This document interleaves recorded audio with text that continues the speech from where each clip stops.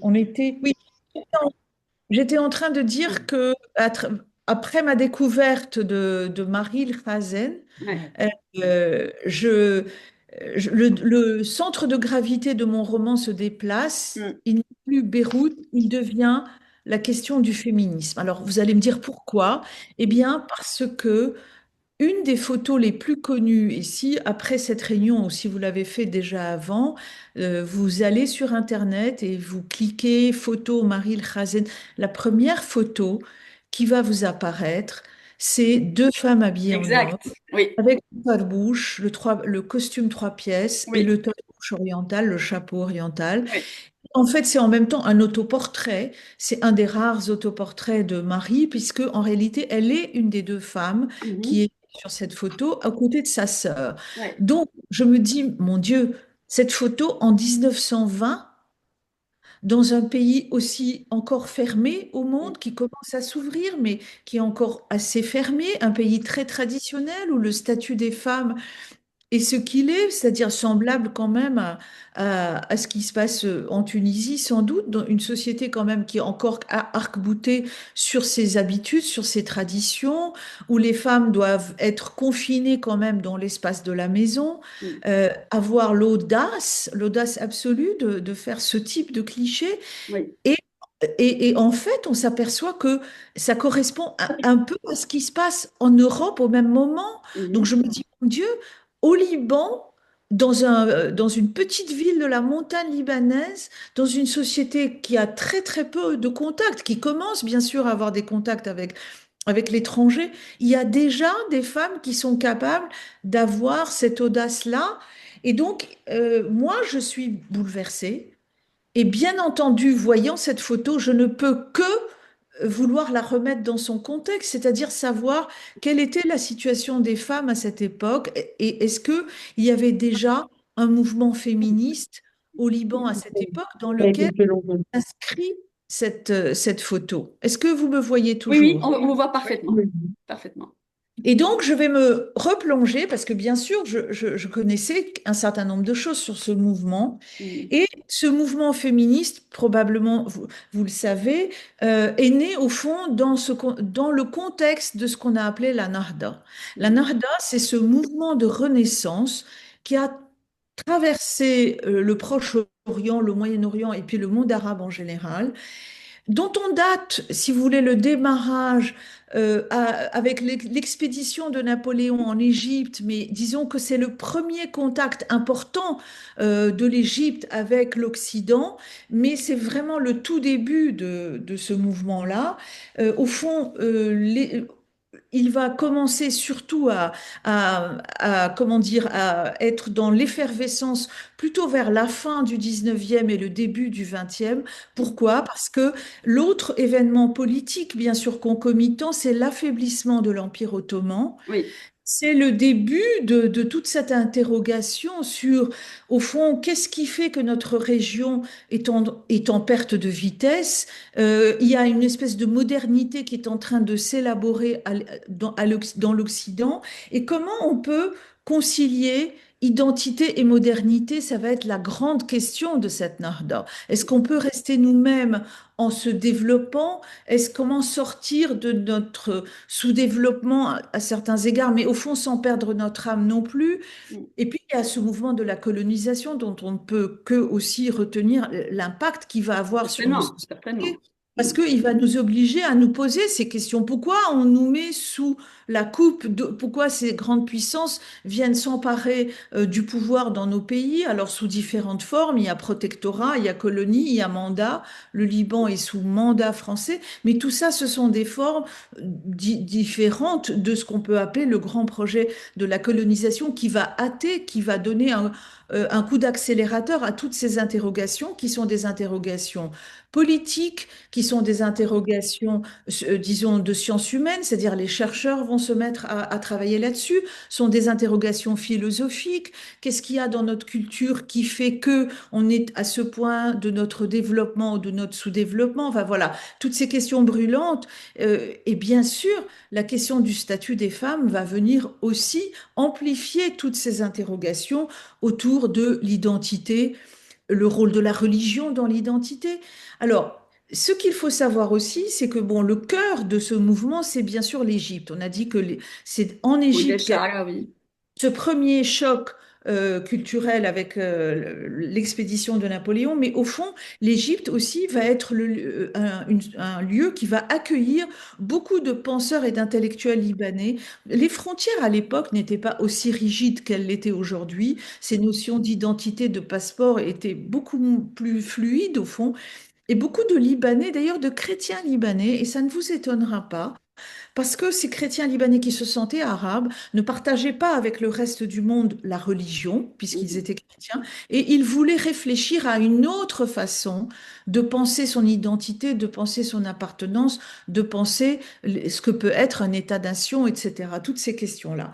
Mais à Donc, l'intérieur de ça, on va bien sûr interroger, encore une fois, il va y avoir toutes des interrogations sur la laïcité. Ce sont les premiers essais autour de cette notion de laïcité qui vont émerger et on va assister sur le plan féminin au développement des premiers salons féminins où on oui, va se réunir entre femmes pour discuter de ces questions et aussi discuter de certaines qui n'intéressent pas tellement les hommes, mais la question du statut des femmes, la question de la liberté des femmes, la question de la participation des femmes aux enjeux politiques, la question évidemment même du vêtement, bien sûr, du voile, qui va être un gros enjeu. Et bien sûr, on va avoir les premiers gestes, je dirais, fondateurs. Ça va être Huda Sha'rawi, qui mm, va enlever, qui est donc la grande féministe égyptienne, égyptienne. qui va enlever son voile. Alors, comme j'ai pas trop la même... Oui, en 1923, elle a Mhm, été invitée à participer à une réunion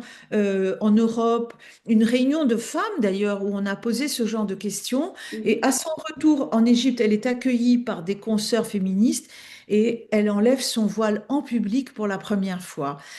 Quelque chose d'assez similaire se passe au Liban, puisque Ambara Salam, qui appartient à une grande famille libanaise, les Salam, mais qui est aussi, si vous vous intéressez à elle, elle est vraiment très intéressante. Elle va se marier avec quelqu'un de la famille Khalidi, donc une grande famille palestinienne Oui. qui va jouer un grand rôle aussi en Palestine. Donc Mhm, Ambara Salam Khalidi, mhm, elle aussi, elle est invitée à donner une conférence sur le droit des femmes. Elle arrive voilée. Et de façon tout à fait spontanée, c'est un geste qui n'est pas prémédité. Elle se dit, je vais donner une conférence sur le statut des femmes et je vais être voilée, je vais poser toutes ces interrogations sur la libération de la femme en gardant mon voile, ce n'est pas possible. Et elle enlève son voile en public. Alors évidemment, ça fait scandale, mhm, mais voilà, c'est un moment où toutes ces questions sont brûlantes, où oui, les femmes, et beaucoup de femmes font preuve de beaucoup d'audace. mhm, Donc, il y a la création de salons, mais aussi de beaucoup de journaux. Au Liban, ce sont les premières publications par des femmes et pour des femmes qui vont être El-Mar al-Jadida, Fatat Lubnan, etc. Il y en a beaucoup d'autres, il y en a beaucoup en Égypte aussi. mhm, Donc voilà, c'est vraiment une période d'effervescence totale. Et donc, on ne peut comprendre le geste de Marie de faire cette photo très audacieuse de deux femmes habillées en homme que si on oui, la replace, au fond, dans ce contexte de revendication. Si exactement. vous m'autorisez, Oui, je, je vais juste vous lire peut-être un tout petit extrait. d'accord. Et après, on Mona, va donner la parole à Samy. Oui. voilà. Mona, elle va découvrir cette photo et elle va être elle aussi complètement bouleversée. Elle dit, la photo est exceptionnelle. Elle parle de cette photo de deux femmes habillées en homme. Mhm, Remarquablement mise en scène, elle témoigne de façon éblouissante d'un point de vue que Marie affirme en prenant tous les risques. En composant une photo, Marie transforme le monde, elle fait un pied de nez aux valeurs traditionnelles, elle déplace les rôles, elle en joue, elle en rit, elle renverse la table avec talent et même, ce qui est remarquable, avec douceur. Je suis époustouflée, je n'arrive pas à me détacher de cette photo. J'en ai imprimé un exemplaire que j'ai posé au-dessus de ma table et je la vois dès que je lève les yeux. Chaque fois, le petit ploc est là, choc intime, tremblement. Je me sens complice et étrangement concernée. Voilà. Et plus loin, elle va dire, les femmes ont pris, depuis que j'ai découvert cette photo, donc c'est toujours Mona qui parle, depuis que j'ai découvert cette photo, je me suis mise à me documenter frénétiquement cette période. mhm, le début des années 20 et même un peu avant, et je suis captivée par ce que j'apprends et chagrinée par mon ignorance, notre ignorance de tout ça, comme si on avait précipitamment remis le couvercle sur ces mouvements joyeux et subversifs qui menaçaient de déranger l'ordre établi. Les femmes ont pris conscience de leur valeur et du rôle qu'elles pourraient jouer dans le nouveau monde qui se dessine. Des salons se sont ouverts, des associations se sont créées. En Égypte, les femmes sont descendues dans la rue pour manifester leur opposition à l'occupation britannique. Voilà, je lis, de plus en plus de sujets jusque-là tabous sont abordés dans les revues. Meïziadeh prend la plume pour dire tout haut qu'il faut désormais compter avec elle, que les femmes n'entendent plus se faire dicter leur conduite et obéir silencieusement. Son article Comment je voudrais que l'homme soit, donc Meïziadeh à l'époque, qui est donc une grande Oui, romancière grande écrivaine, bien sûr. libanaise, va écrire un article Comment je voudrais que l'homme soit. Vous imaginez quelle audace? Bah, c'est parfait. Là, ce sont les hommes qui disent comment ils veulent que les femmes soient. Et donc, elle va écrire cet article je crois en 1925 ou Ouais. 26, renversement des rôles, quelle force de caractère matinée d'humour ravageur. Maïziadé inverse les positions, c'est elle qui reprend l'initiative pour dire haut ce qu'elle attend des hommes et comment ils doivent se conduire pour lui plaire. On accepte sans peine que ce soit eux qui dictent aux femmes leur comportement et s'immiscent jusque dans le choix d'une robe ou d'une coiffure, mais affirmer l'inverse, quelle éclatante manière de critiquer l'enfermement des femmes dans le regard des hommes et la docilité avec laquelle elles acceptent de rentrer dans un moule défini par eux. On est en février 1926 et c'est un bien compréhensible émoi, une agitation extrême qui s'empare des esprits. Parce que ces femmes, elles vont être en but, évidemment, à des mouvements de contestation. On va écrire des choses très négatives. Des femmes qui marchent dans la rue dévoilées, on va leur jeter de l'acide à la figure, on va les Justement. attaquer parfois Et avec... justement, Oui, Géorgia, dans cet esprit-là, justement, je voulais qu'on ait aussi un éclairage peut-être un peu d'une cinéaste, qui est un éclairage très particulier, d'une femme de la photo, du cadrage, qui réalise des choses, qui met en scène des choses. Et d'avoir la chance d'avoir avec nous aujourd'hui, on est très honorés, la Salma Bakar. Donc, c'est une très grande cinéaste tunisienne. Alors, grande cinéaste qui a commencé il y a bien longtemps à faire des films, et je citerai quelques-uns. Donc, El Niño de la Luna, avec J'ai fait de la production. la production, avec donc Lucia Bosé quand même, hein, à l'époque. Et donc El Jeida, Fleur de l'oubli, Roche-Rache, Fatma 75, et j'en passe. Cette grande dame du cinéma a été aussi députée. Donc, elle a aussi été active dans la vie de son pays entre 2011 et 2014, Après la Révolution. après la Révolution. Pour l'écriture de la Constitution, Voilà. uniquement. Je n'avais pas d'autres prétentions. Et donc, juste pour dire un petit mot d'elle, c'est que donc la Salma a commencé son mouvement son éducation de cinéma dans le mouvement tunisien des cinéastes amateurs. Ça, c'est magnifique quand même. Des années 60. Les années 60. Et je vous laisse donc la parole à la Salma pour donner un éclairage de la Salma à cette période et à ce mouvement des femmes pionnières. Bonjour, Georgia. bonjour. Comme Très vous avez dû le comprendre, moi je suis seulement cinéaste. Je ne moi, je fais suis malheureusement pas partie de ce groupe, mais j'ai été gentiment invitée avant-hier. Donc je n'ai pas eu le temps de lire votre roman, mais j'ai lu un résumé, j'ai lu une interview de vous et j'ai remarqué que nous avons pas mal de similitudes, pas mal de choses à défendre ensemble. D'abord, votre quête est celle de votre personnage principal, Mounet. C'est un peu comme ça que j'ai toujours abordé mes films, en commençant à beaucoup, beaucoup fouiner autour de ça, autour de la mémoire collective féminine. Donc, j'ai réalisé un premier docu-fiction dans les années 75, 1975, où j'ai aussi beaucoup fouiné dans la vie de militantes, de grandes militantes qui ont vécu dans les années 20, 30, 40, en tout cas avant l'indépendance.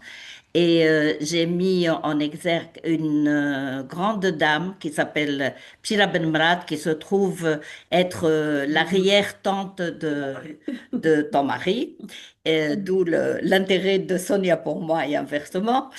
Et C'est pas vrai, c'est pas vrai, c'est pas vrai. Mettre en scène cette dame après l'indépendance m'a coûté une censure d'une trentaine d'années pour mon film. Parce que au changement de régime, en passant de la royauté à la République, cette dame est devenue personne non grata et on l'a éloignée complètement de la sphère publique et on voulait effacer absolument son passage alors qu'elle a créé la première association de femmes tunisiennes qu'elle avait appelée à l'époque femmes musulmanes parce qu'il fallait marquer une identité par rapport aux colonisateurs français. J'ai fait parler. C'est les seules images qui existent aujourd'hui de cette dame qui nous a quittés il y a quelques années et qui a fini sa vie d'une manière pas très très honorable par rapport à tout ce qu'elle a apporté au mouvement féministe tunisien. Et ce n'était pas la seule, c'était la plus importante, mais ce n'était pas la seule. Beaucoup d'autres femmes qui ont vécu plus ou moins la même période ont beaucoup essayé de marquer, celles qui se sont dévoilées en public, comme vous étiez en train de raconter pour le personnage égyptien, palestinien, etc. Et plus tard, ce qui m'a beaucoup rapproché de vous, c'est qu'en lisant votre interview, j'ai retenu un mot, le mot rebelle. Rebelle et marginal. Et moi, j'ai toute ma vie travaillé sur cette thématique-là avec mes personnages, donc notamment deux autres de mes films, dont l'un s'appelle Rocherach, donc c'est la fleur de pavot ou fleur d'oubli, où je raconte l'histoire d'une femme qui devient dépendante du Rocherach et qui fait une longue descente en enfer, juste parce que elle avait osé dans les années 40, revendiquer son droit au désir et à la jouissance. Et donc, on l'a placée dans un asile d'aliénés où elle va tout le long du film essayer de retrouver, de reconstruire sa mémoire comme on reconstruit un puzzle. Et puis, quelques années après, j'ai fait un autre film qui s'appelle Jada. Donc, c'est la maison, ici chez nous, on appelle Darjoued. C'est une institution qui a existé depuis le XVIe siècle et qui, heureusement, a disparu à l'indépendance et à la promulgation du Code du statut personnel.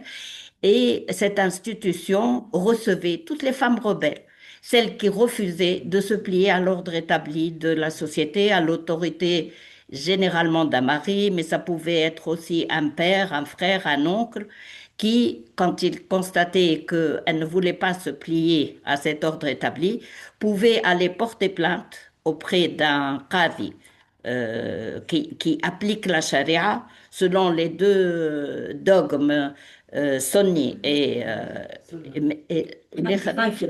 Hanfi et sunni, et qui l'a condamné à passer X nombre de jours, de semaines ou de mois ou dans cette maison qui était tenue par un couple de dignitaires, mais où la vie était tellement difficile et dure que la plupart de ces femmes finissaient par renoncer et préférer retourner et subir Dictate.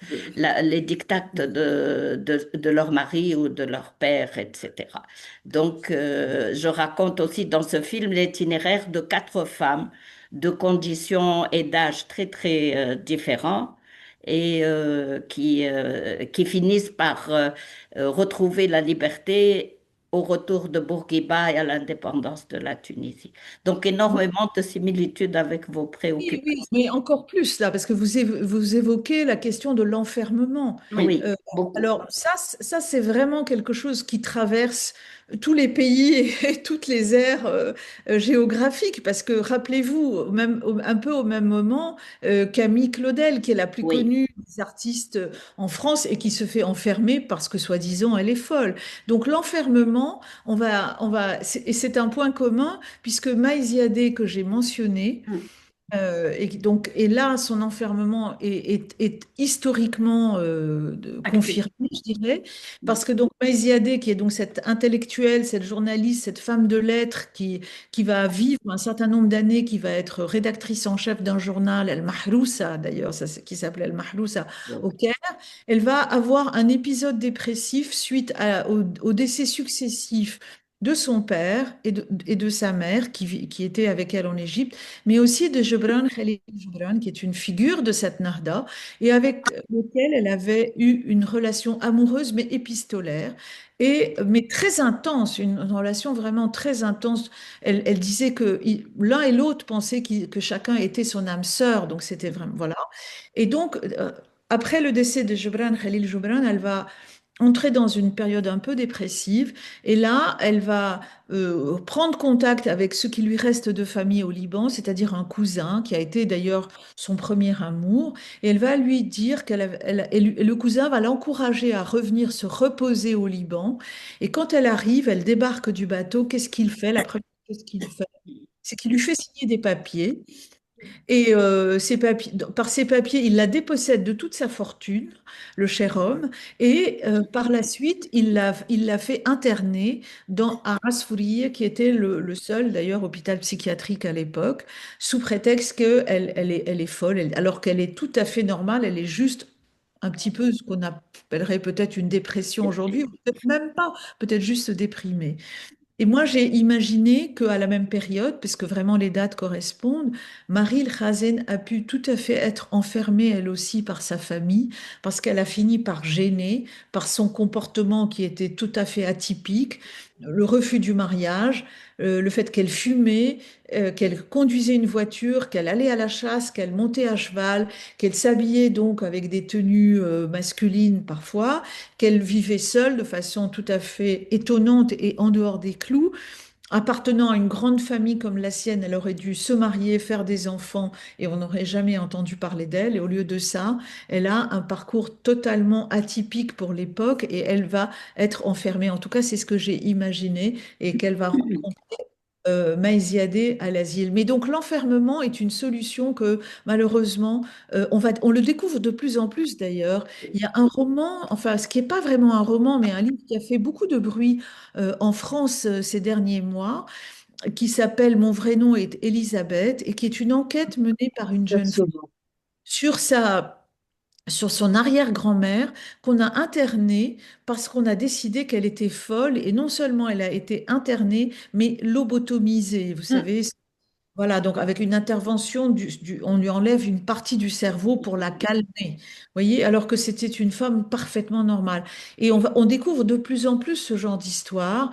Donc l'enfermement est une solution fréquente, malheureusement, qu'on a adoptée pour toutes les femmes qui avaient des comportements atypiques en dehors des clous et qui refusaient voilà, d'être mises à l'écart. Donc, comme Une vous avez dit, petite remarque. des femmes rebelles. Ces Laisse-la femmes dire.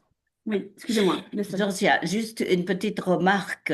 Quand j'ai sorti mon film Jada sur l'enfermement de ces femmes, j'ai beaucoup suivi le film et j'ai eu beaucoup de débats avec généralement un public féminin. Et souvent, des femmes m'ont dit, mais l'enfermement dont vous parlez de Darshwed, moi je suis en train de le vivre aujourd'hui chez moi. oui, oui, Les- Comme oui, quoi l'enfermement des femmes peut prendre plusieurs aspects absolument. et que nous continuons aujourd'hui à avoir des cas où les femmes sont réellement Oui, oui, oui. enfermées Bien sûr, dans leur famille. En France aussi, puisque voilà, et si le roman enfin, c'est pas vraiment un roman, c'est un roman enquête, on va dire, mais en tout cas, ce roman qui a eu un écho incroyable, alors que l'autrice était totalement inconnue il y a quelques mois, c'est parce que ça a fait écho dans plein de familles, dans plein de situations, des femmes se sont reconnues, ont reconnu qu'elles avaient eu une ancêtre, une grand-mère, une mère, une tante qui avait subi le sort de cette fameuse Elisabeth, qu'on appelait Betty, et qui avait donc été enfermée et lobotomisée dans un hôpital psychiatrique à Orléans il n'y a pas si longtemps que ça. Oui. Donc c'est vrai que cette façon d'enfermer les femmes, de les invisibiliser, vous savez, je vais juste citer, juste pour dire que ce n'est pas juste dans nos régions que ce genre de choses se Non, passent, bien sûr que non. sensibilisation des femmes. Il y a 4 ou 5 ans, j'ai vu une exposition passionnante à Beaubourg qui s'appelait Elles ont fait l'abstraction. Et c'était une exposition qui voulait montrer de quelle façon les femmes, en général, toutes les femmes artistes, avaient participé à la naissance de ce mouvement majeur de l'art du XXe siècle, qu'est le mouvement de l'abstraction. Et qu'est-ce qu'on découvre dans cette exposition, mesdames?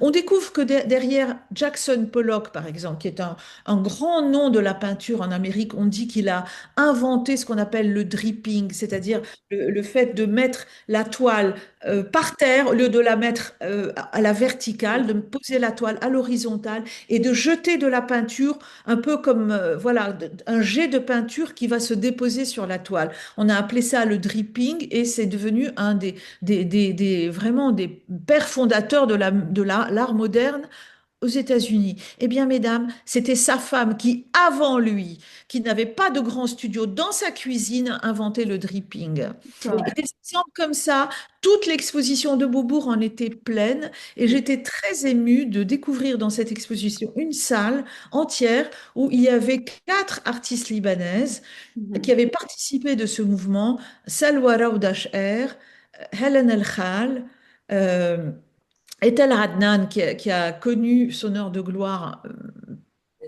à la fin de sa vie, malheureusement, parce qu'elle nous a quittés, et Huguette Callan. Voilà. Donc, pour dire que dans toutes les aires culturelles, il y a eu cette tendance à invisibiliser les femmes ou carrément à les enfermer. Et Voilà. justement, oui, Je me oui, lève. merci beaucoup Allah Salma. Merci, Allah Georgia. Salma, bonne Je idée. laisse la place pour les autres. Merci à vous. Et je vous Merci à vous. promets que dès demain, je vais lire le livre. Ah, avec grand plaisir. Merci. J'aimerais inviter la ML Sherif Abbas donc à prendre la parole aussi. Euh, qui fait chaud. Elle voit tout le monde. Alors, donc, Georgia? Oui, oui, je suis Voilà, là. parfait. Et donc en fait, donc notre lycéenne de Carthage, donc ML Sherif Abbas, donc qui est Bonjour. membre du lycéum de Carthage. Alors juste un petit mot par rapport à l'AML, donc en fait, qui est chef d'entreprise, donc qui est dans le transport maritime, domaine pas très masculin, pas très féminin, pardon. Donc, qui est membre fondatrice de la Chambre des femmes entrepreneurs en Tunisie, qui a été pendant 11 ans membre du board de l'Union nationale des femmes tunisiennes, donc qui est l'organisme qui défend les droits des femmes et leur émancipation et leurs avancées juridiques. A été vice-maire de la Marsa, bravo madame, vice-maire de la Marsa et membre du Conseil économique et social, et aussi a reçu l'ordre de l'officier de la République, ce qui n'est excusé du peu, comme on dit. Et donc, j'aimerais juste, grâce à vous, avoir un petit éclairage sur, justement, on parle d'émancipation, de femmes pionnières. Il y en a eu en Europe, il y en a eu au Liban. Et en Tunisie, quelques femmes vous ont marqué Oui, particulièrement. J'aimerais juste qu'on alors, en parle un petit peu. bonsoir Georgia, très très très heureuse de vous avoir entendu. Ça m'a fait énormément énormément plaisir. Bonjour les lycéums si vous m'entendez. Moi, je suis une femme qui a beaucoup œuvré pour l'émancipation des femmes. J'ai beaucoup œuvré aussi pour l'accès aux femmes à l'entrepreneuriat. Et puis, il y a l'histoire de la Tunisie qui a été toujours traversée par des femmes très, très fortes, très importantes. Il y avait des oulémas et nous avons eu une qui était très, très, très importante au XIVe siècle qui s'appelait Saïda Manoubeya. C'est une femme qui s'est comportée de son vivant, très libre. Adolescente, elle s'est opposée à son père. Elle a refusé le mariage avec son cousin et elle a quitté son village natal pour retrouver un logement indépendant. Et elle a mené une vie, c'est-à-dire l'amour libre, en dehors de toutes les contraintes du mariage. Donc, elle était consciente de sa propre force et elle s'est imposée dans un monde d'hommes. Elle faisait la prière au même niveau que les hommes et elle leur disait non, il n'est pas, pour quelle raison je me mettrai derrière? Au contraire, et même je suis une ulama, je suis érudit et je connais le Coran aussi bien que vous et je peux même moi mener la prière à la place d'un homme et elle se mettait devant et elle a refusé l'autorité donc des hommes, même au niveau religieux qui était à l'époque très très très très très strict. Donc elle était très forte. Donc elle s'est rendue compte que ces femmes, beaucoup de femmes se voyaient en elle et elle savait qu'elle pouvait être porteuse d'un mouvement. Et je pense qu'on peut dire que c'est notre aïeul, hein, que c'est l'aïeul du féminisme tunisien. Et donc je voulais aussi rebondir sur la Bchira Ben Marad qui a fondé, elle, dans les années 30, le mouvement féministe tunisien et qui a mené donc la défense, pourquoi elle n'a pas été elle a été mal combattue parce elle a fait le mouvement nationaliste. Elle a aidé les Félagas, c'est-à-dire les hommes qui étaient contre contre l'occupant, à faire les combats. Elle passait les armes, c'était une vraie militante. Et elle a aussi œuvré les droits des femmes. Nous avons aussi une femme qui est née au début du siècle dernier, c'est-à-dire en 1909. C'est une dame exceptionnelle qui s'appelait Tawhida Benchir. C'était la première dans le monde arabe qui était médecin. Elle était pédiatre puis gynécologue. Elle s'est battue pour les droits à l'avortement. Et vous savez que nous, les Tunisiens, nous sommes parmi les pionnières dans le droit à l'avortement. Elle dirigeait aussi une revue qui s'appelait Laïla. Donc, c'est une revue qui était femme. Elle était membre, elle aussi, de l'Union des femmes musulmanes, qui par la suite est devenue membre de l'Union des femmes tunisiennes, dont j'ai fait partie pendant 11 ans. Donc, ce mouvement-là était très, très, très important en Tunisie. Et nous avons eu la chance aussi d'avoir un Bourguiba qui, en 57, nous a donné le code du statut personnel et nous a donné le droit au divorce, le droit aussi à l'avortement, l'égalité entre hommes et femmes, etc. Donc, ça nous a donné une grande pulsion pour pouvoir avoir le droit à l'indépendance financière et surtout l'alphabétisation. 90% de la population est éduquée. Les femmes sont aujourd'hui très éduquées. Même il y a un certain déséquilibre entre hommes et femmes. Nous avons beaucoup de femmes médecins, 70% des pharmaciens sont femmes, 80% du système éducatif sont des femmes. Nous avons le même problème que l'Europe, c'est qu'elles arrivent à un plafond de verre et qu'elles stagnent à un certain niveau. Donc, que ça a été mon combat pendant mes 10 années au sein de l'Union pour pouvoir casser ce plafond de verre et accéder au poste de dirigeante et pouvoir accéder à certains postes. Vous vous rendez compte qu'à certains moments, il n'y avait qu'une ou deux femmes ministres, alors qu'il y avait 16 hommes qui avaient le droit à être ministres, alors qu'elles sont toutes autant éduquées et qui ont un parcours exceptionnel.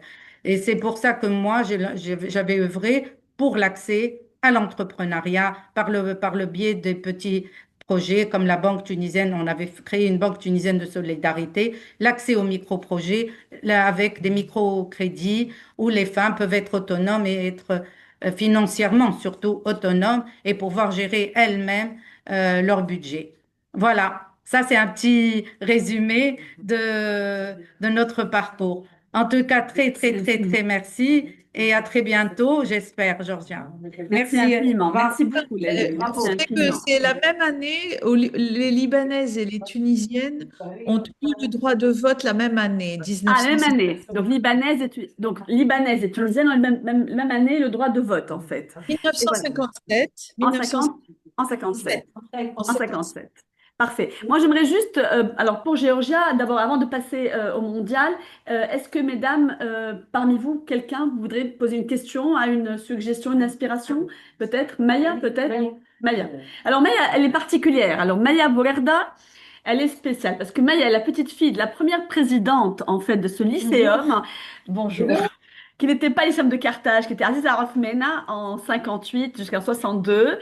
Et Maya est la petite fille de la première présidente de ce lycéum qui a existé pendant 4 ans, puis pour des raisons diverses a dû s'arrêter de fonctionner. Et nous voilà aujourd'hui avec la petite fille de cette grande dame qui est l'Arbiba. Voilà, je vous laisse la parole, la Maya Boulerda, qui est avocate, grande avocate d'affaires en Tunisie, hein. Voilà. En France. Et en France aussi. Alors moi, je voudrais vous remercier pour ce voyage en fait et ce témoignage. Je trouve ça vraiment très intéressant, notamment vous l'avez souligné cette façon en fait de justement faire circuler la mémoire et la photo. Moi, j'ai aussi un attachement tout particulier à la photo parce que ma mère était photographe et elle a également publié un livre en fait sur l'histoire de la Tunisie, enfin le patrimoine tunisien dans la photo. Et je trouve que la photo effectivement refait vivre en fait des scènes de vie. Euh, je voudrais également juste un peu avoir un peu votre sentiment sur. Moi, j'ai connu aussi, j'ai enseigné au Liban, donc c'est un pays que je connais très très bien et qui effectivement on fait souvent des similitudes avec la Tunisie, notamment aussi parce que notre la créatrice, la fondatrice de Carthage, Elissa, vient de chez vous. Et Bien donc, sûr, ce que je précisément. voulais vous demander un petit peu, c'est que on sent aujourd'hui que effectivement la femme, je veux dire, elle est quand même libérée aujourd'hui. Il y a quand même, on est arrivé à un seuil de libération ou de maturité, on va dire aussi professionnelle, qui est quand même assez élevé. Mais on se rend compte aussi en fait de cette fragilité, notamment quand on voit par exemple, arriver au pouvoir des personnes comme Trump qui ont une vision assez différente des choses.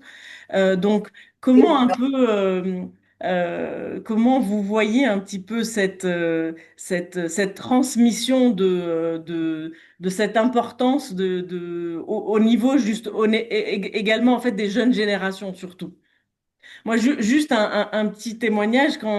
Honnêtement, je me suis jamais intéressée à la femme, ni à la. J'estimais que avoir été née dans un pays où effectivement la femme était libérée, où on pouvait travailler, je pensais qu'en fait les droits des femmes c'était un peu démodé parce qu'on avait déjà des droits. Donc pourquoi faire se battre en fait et en fait, on s'est rendu compte effectivement que c'était très fragile et que des basculements politiques pouvaient vraiment tout remettre en cause. Et aujourd'hui, en fait, je vois à travers mes filles qu'elles en sont beaucoup plus conscientes. Donc justement, comment en fait vous contribuez justement à peut-être à travers votre livre et la diffusion de votre livre, que ce soit au Liban ou dans le monde arabe, à faire comprendre aux jeunes générations que les droits de la femme, c'est pas encore ça, quoi. Et ce que disait Amel, justement, que on arrive à un plafond de verre, un peu partout d'ailleurs, que pas seulement dans le monde arabe, mais également en Europe et même aux États-Unis. Alors, si, ouais, mais ça me touche beaucoup ce que vous dites. Alors, bien sûr, ce qu'on peut, en tout cas, tout à l'heure, vous avez parlé du droit à l'avortement. Quelqu'un a mentionné le fait qu'avec Bourguiba, regardez comme ce droit est fragile. Regardez ce qui est en train de se passer aux États-Unis. Ce droit à l'avortement, il est complètement remis en cause. Certains États ont pris des dispositions pour interdire ce droit. Et ça, c'est une question cruciale quand même, parce que le choix, que les femmes puissent choisir, que ce ne soit pas elles qui portent au fond toute seule la responsabilité d'un accident, je veux dire un enfant non désiré, une grossesse non désirée. Je veux dire, le droit à l'avortement, il est fondamental dans le parcours des femmes et dans leur liberté. Ce droit, alors au Liban, n'en parlons pas parce que le droit à l'avortement n'existe pas. Il y a toujours, Le en droit tout à cas, avoir bon, la nationalité libanaise. Le oui, droit de non, la femme à avoir, à donner sa attends, nationalité. mais voilà, mais moi-même, mon mari, il se trouve que mon mari est français et que je ne peux pas transmettre la nationalité. Mais plus grave encore, je trouve, c'est le droit à l'avortement, le fait que encore aujourd'hui, certaines femmes pensent qu'il est peut-être nécessaire de se faire reconstruire un hymen. Alors elles passent par la case avortement et on leur propose dans la foulée un package deal, avortement plus hymen. Ben, je veux dire, c'est terrifiant de savoir qu'il se passe encore aujourd'hui ce genre de choses. Alors bien sûr qu'il y a des femmes qui assument leur liberté, qui assument de vivre librement, mais parfois elles le payent cher, soyons clairs. Et parfois c'est la famille qui va faire pression. On n'a pas eu le temps de rentrer dans les détails. Mais Marie, pour quelle raison elle se fait dans le roman?